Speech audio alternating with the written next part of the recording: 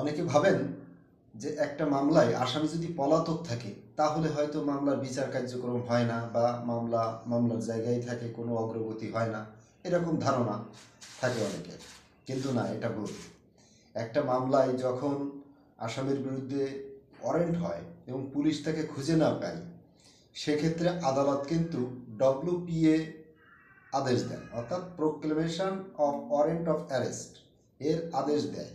এরপরেও যদি আসামিকে খুঁজে না পাওয়া যায় তখন কিন্তু পেপার বিজ্ঞপ্তি দেওয়া হয়।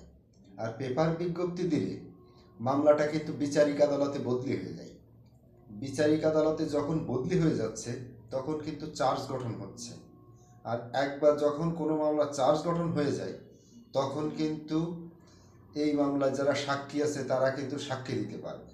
সুতরাং তাহলে বোঝা যাচ্ছে যে তার অনুপস্থিতিতে মামলাটার কিন্তু বিচার কার্যক্রম শেষ হচ্ছে।